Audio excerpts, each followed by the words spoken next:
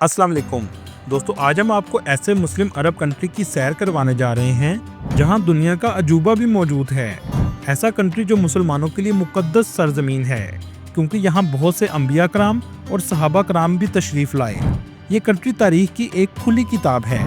जी हाँ, आज हम सैर करने जा रहे हैं जॉर्डन की। एक ज़माने में ये मुल्क सलीबियों के पास था। आज कैसे ये 97% मुस्लिम आबादी वाला मुल्क बन गया है। दुनिया का कौन सा अजूबा इस कंट्री में मौजूद है, ये मुसलमानों के लिए क्यों मुकद्दस सरजमीन है, पाकिस्तानी इस मुल्क में क्या काम करते हैं और यहाँ के लोग कैसी ज़िंदगी गुजार रहे हैं, क्यों दुनिया के कुछ ममालिक इसको तरक्की याफ्ता नहीं देखना चाहते, मस्जिद अक्सा की चाबियाँ जॉर्डन की फैमिली के पास क्यों हैं, इन सब सवालों के जवाब जानेंगे आज की इस वीडियो में। आज की वीडियो बहुत इंटरेस्टिंग होने वाली है, एंड तक ज़रूर देखिएगा। चलिए अब निकलते हैं जॉर्डन के एक शानदार सफ़र पर। इस कंट्री का ऑफिशियल नाम हाशमियत किंगडम ऑफ जॉर्डन है। इस कंट्री की कुल आबादी 1 करोड़ 36 लाख के करीब है, जो आबादी के लिहाज से दुनिया के 84वें नंबर पर आता है। जॉर्डन का कुल रकबा 90,000 मुरब्बा किलोमीटर है, जो रकबे के लिहाज से दुनिया के 112वें नंबर पर आता है। जॉर्डन को उर्दू में उर्दन कहते हैं। कंट्री की जुग्राफियाई अहमियत बहुत ज़्यादा है, जिसकी वजह से दुनिया के कुछ ममालिक इसे तरक्की याफ्ता नहीं देखना चाहते। इस मुल्क का नाम इस मुल्क में बहने वाले दरियाए उर्दन की वजह से रखा गया है। इस मुल्क की सरहदें मशरिक और जनूब में सऊदी अरब, शुमाल मशरिक में इराक, शुमाल में शाम और फ़लस्तीनी मगरबी किनारे और नाजायज़ मुल्क इसराइल से लगती हैं। मगरबी सरहद के साथ डेड सी और 26 किलोमीटर की गल्फ ऑफ अकबा की साहली पट्टी भी लगती है। इस मुल्क में बोली जाने वाली ज़ुबान अरबी है। इस कंट्री के लोग मुख्तलिफ ममालिक से आकर आबाद हुए हैं, जिनमें इराकी, फ़लस्तीनी, शामी और दूसरे अरब ममालिक के लोग शामिल हैं। फ़लस्तीनियों का बड़ा तबका जॉर्डन में आबाद है, क्योंकि 1948 में इसराइल के कब्ज़े के बाद बहुत से फ़लस्तीनियों ने जॉर्डन में पनाह ले ली थी। जॉर्डन का सरकारी मज़हब इस्लाम है। 97% लोग यहाँ मुसलमान हैं, बाकी 3% दूसरे मज़हब के लोग आबाद हैं। दोस्तों, क्या आप जानते हैं दुनिया की पहली 4 मजबूत तरीन करेंसी भी मुस्लिम ममालिक की हैं, जिसमें पहले नंबर पर कुवैती दिनार, दूसरे नंबर पर बहरीनी दिनार, तीसरे नंबर पर ओमानी दियाल और चौथे नंबर पर जॉर्डेनियन दिनार है। एक जॉर्डेनियन दिनार पाकिस्तानी 392 रुपये के बराबर और इंडियन 121 रुपये के बराबर है। दोस्तों, इस्लामिक लिहाज से भी जॉर्डन बहुत मुकद्दस सरजमीन की हैसियत रखता है। बहुत से अंबिया कराम और सहाबा कराम इस सरजमीन पर तशरीफ़ लाए और कब्र मुबारक भी मौजूद हैं। सहाबे कहफ का वाक़या जो कुरान पाक में मौजूद है, वो गार भी इस मुल्क में मौजूद है, जो आगे हम आपको वीडियो में दिखाएंगे। इस कंट्री की जीडीपी 140 बिलियन डॉलर है और यहाँ के लोगों की सालाना आमदनी $10,900 है। ये कंट्री दूसरे अरब ममालिक की तरह ना तो जदीद है और ना ही अमीर है। दुनिया के बहुत से ममालिक इसके हालात बेहतर होता नहीं देख सकते, और इसकी वजह है इसकी जुग्राफियाई अहमियत, जो इसको इसराइल और फ़लस्तीन की सरहदें लगती हैं। जॉर्डन में एक अंदाजे के मुताबिक 70,000 पाकिस्तानी आबाद हैं और इंडियन की तादाद 60,000 के करीब है।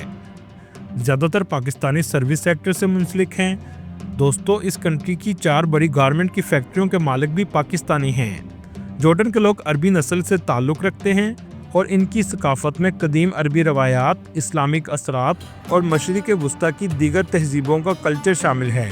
यहाँ के लोग खानों के बहुत शौकीन होते हैं। ये बहुत मेहमान नवाज भी होते हैं। कोई मेहमान अगर घर आ जाए तो टेबल को मुख्तलिफ खानों से भर देते हैं। जॉर्डन का कैपिटल अमान है और ये मुल्क का सबसे बड़ा शहर है। ये शहर सियासी, इक़्तिसादी और तजारती मरकज़ भी है।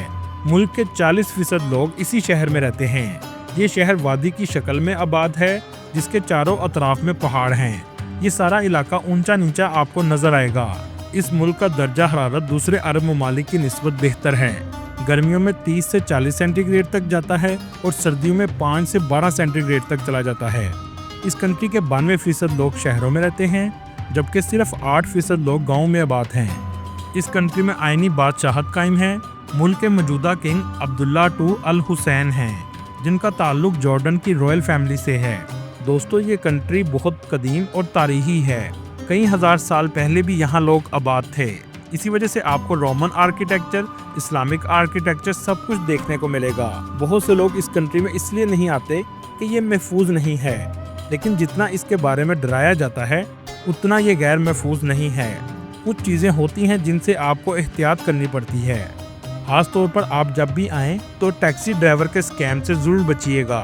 इसके अलावा टूरिस्ट प्लेसेस में गाइड और पिक्चर लेने के स्कैम से आपको बचना पड़ेगा। इस कंट्री के लोग गोश्त से बने हुए खाने बहुत शौक से खाते हैं।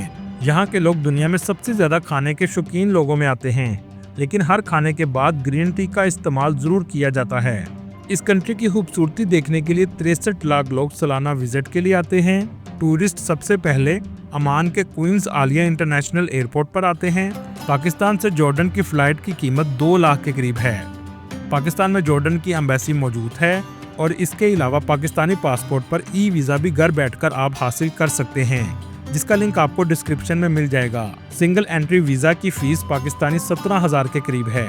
अमान का एयरपोर्ट शहर से 30 किलोमीटर के फासले पर है।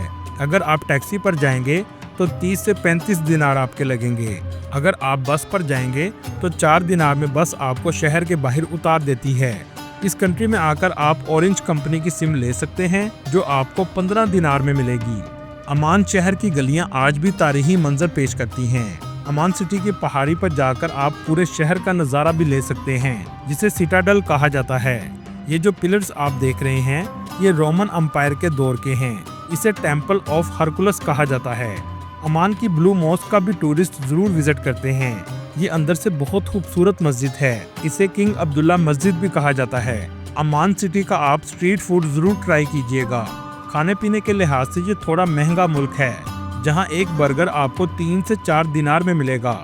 अमान सिटी में रोमन थिएटर भी मौजूद है, जहां 35,000 लोगों के बैठने की कैपेसिटी है।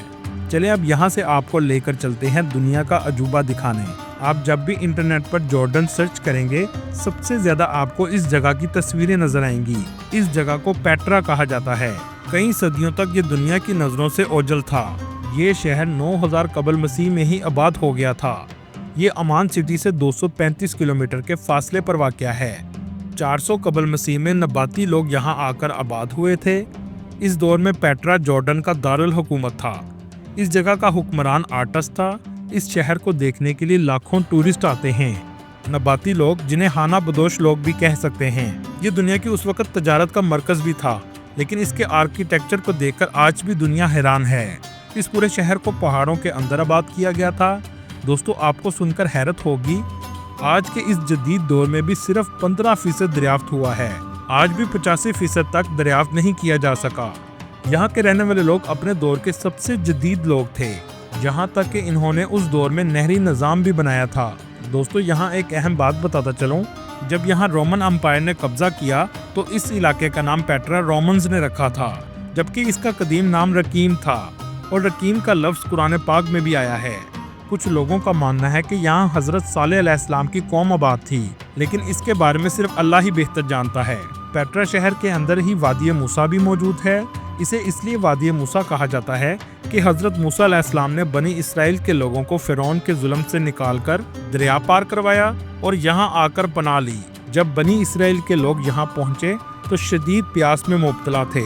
अल्लाह के हुक्म से हज़रत मूसा अलैहिस्सलाम ने एक पत्थर पर असा मारा तो देखते ही देखते 12 चश्मे फूट पड़े, जिसमें से बहुत से चश्मे आज तक जारी हैं। 700 साल तक ये दुनिया की आंखों से ओझल रहा। उस वक्त के लोग इतने ताकतवर थे कि पहाड़ों को तराश कर बिल्डिंग्स बना दी, और ये बिल्डिंग्स भी बहुत ऊंची थीं। इस शहर की सबसे फेमस बिल्डिंग का नाम हजीना है, जो साइज के लिहाज से तकरीबन 10 मंजिला के करीब है, जो आप स्क्रीन पर देख रहे हैं। ये शहर आज दुनिया के अजूबों में शामिल है। दोस्तों, असहाबे कहफ का वाक़या तो आपने कुरान पाक में पढ़ा होगा। जॉर्डन की हुकूमत के मुताबिक ये वही जगह है जहां असहाबे कहफ और इनके साथ एक कुत्ता 309 सालों के लिए सो गए थे।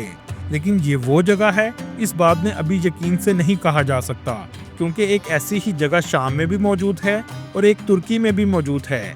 लेकिन ज़्यादातर की राय के मुताबिक जॉर्डन की ये गार हो सकती है। ये गार ओमान सिटी के करीब वाक़या है।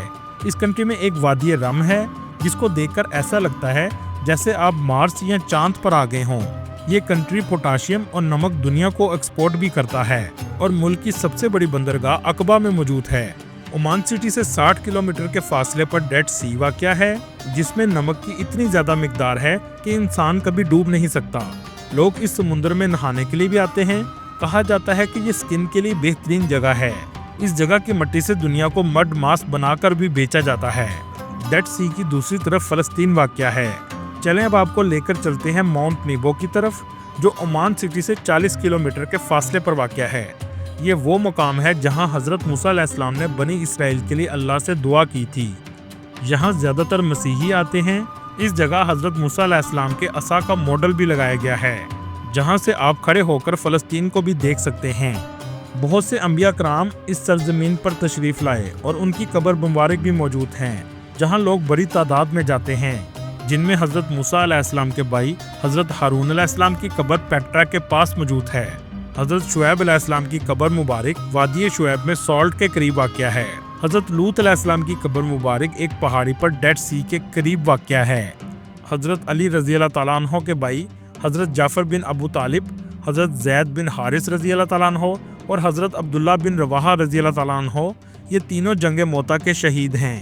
ان کی قبر مبارک کراک شہر میں موجود ہے۔ اس کے علاوہ بہت سے صحابہ کرام اور انبیاء کرام کی قبر مبارک بھی جارڈن میں موجود ہیں، جس کی وجہ سے جارڈن مسلمانوں کے لیے بھی ایک مقدس سرزمین ہے۔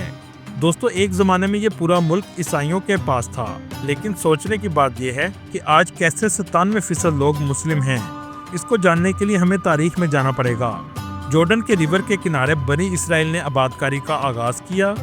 آپ صلی اللہ علیہ وآلہ وسلم کے دور میں اس علاقے میں بزنطین کی حکومت تھی۔ 629 عیسوی میں آپ صلی اللہ علیہ وآلہ وسلم نے عرب ممالک کے بادشاہوں کو خط کے ذریعے اسلام کی دعوت کا پیغام بھیجا، جس میں جارڈن کا بادشاہ بھی شامل تھا۔ آپ صلی اللہ علیہ وآلہ وسلم نے حارث بن عمیر رضی اللہ تعالیٰ عنہ کو خط دے کر جارڈن کے بادشاہ کے پاس بھیجا۔ جب یہ موتا کے علاقے کے پاس پہنچے تو وہاں کے بادشاہ نے آپ کا سر قلم کر کے شہید کر دیا۔ آپ صلی اللہ علیہ وآلہ وسلم نے زید بن حارث کی سربراہی میں 3000 کا لشکر موتا کی طرف بھیجا، جبکہ دوسری طرف 1 لاکھ سے بھی زیادہ لوگوں کا لشکر تھا، لیکن اس میں حضرت زید بن حارث رضی اللہ تعالیٰ عنہ، حضرت جعفر بن ابو طالب رضی اللہ تعالیٰ عنہ اور حضرت عبداللہ بن رواحہ رضی اللہ تعالیٰ عنہ کی شہادت ہو گئی۔ حضرت عمر رضی اللہ تعالیٰ عنہ کے دور میں جنگ یرموک ہوئی، جس کی سربراہی حضرت خالد بن ولید رضی اللہ تعالیٰ عنہ نے کی۔ اس کے بعد جہاں اسلام تیزی سے پھیلنے لگا، بہت سے عرب قبیلے اس علاقے میں آ کر آباد ہو گئے۔ اس کے بعد کچھ عرصہ صلیبیوں نے حکومت کی، لیکن صلاح الدین ایوبی نے جارڈن کو دوبارہ فتح کر لیا۔ سلطنت عثمانیہ کے دور میں اس علاقے سے حجاز ریلوے بھی گزاری گئی۔ سلطنت عثمانیہ کے دور میں حجاز عراق اور جارڈن کے گورنر بنو ہاشم قبیلے کے تھے، لیکن جب سلطنت عثمانیہ ختم ہوئی اور سعود خان نے زبردستی حجاز پر قبضہ کیا تو بنو ہاشم قبیلے کے گورنر حجاز سے جارڈن تک محدود رہ گئے۔